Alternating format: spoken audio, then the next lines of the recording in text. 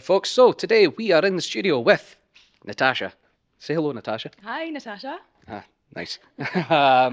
So today we're going to be doing a few creative shoots. I've got an idea for 3 setups that we're going to try, and yeah, you know what? I'm not going to spoil it. I think just want to show you what we're going to do. Check out Natasha's social media. Where can we find you? You can find me at moxie.mandala on Instagram. So go check that out. But in the meantime, do that after because you're going to enjoy this video.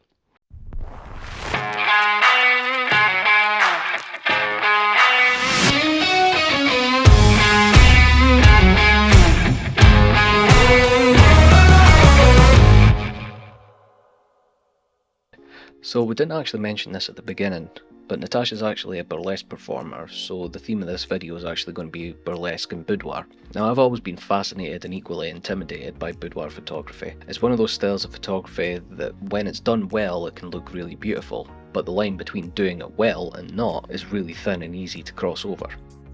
And often when I'm struggling to be creative or I'm feeling intimidated by an idea, I find that the best thing to do is to go back to what I know and build up from there. So that's what I did with this first setup. I used a black background and chose a more classic and traditional portrait lighting, and I'm really glad that I did because I'm really happy with how the images came out from this shoot.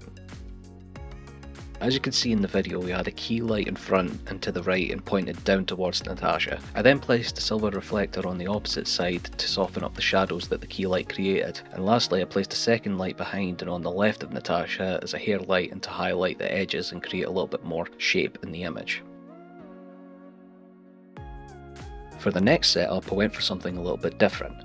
I chose a white background and 2 lights, and rather than pointing the lights at Natasha, I pointed them both at the background and asked Natasha to step forward from the background.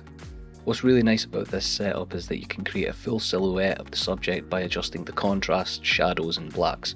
Or you could do what I've done here and keep a bit more of that detail in the tattoos and allowing the hair colour to pop a little bit more. Lastly, and probably the simplest setup, is just using window light. All you really need is a camera and an idea of how to use light to your advantage.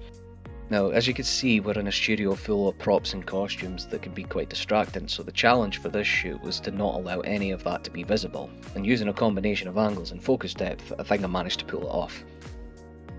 Now, if you're thinking about trying boudoir photography, or you're maybe not sure about how to pose or get people to pose, I found that by asking the model to run their hand up and down their top, or run their fingertips up and down their thigh or across their chest, you get them to do this while taking long deep breaths, it could often get the look that you want and is usually a good place to start if you're not sure.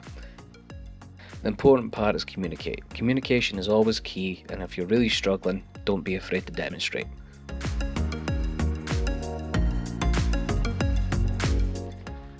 Okay, so we are done now. You've seen the shoot, hope you enjoyed it. Natasha, what do you think?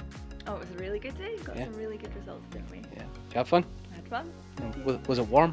It wasn't warm. No, it was not warm. But she braced it like a trooper and did a fantastic job. And from looking at the back of the camera, I absolutely love the images that I got. Can't wait to edit them. But yeah, hope you guys enjoyed the video, and will we see you in the next one? In any future videos? Quite possibly. Yeah, I hope so. I haven't scared you off, that's fine. Catch you guys later.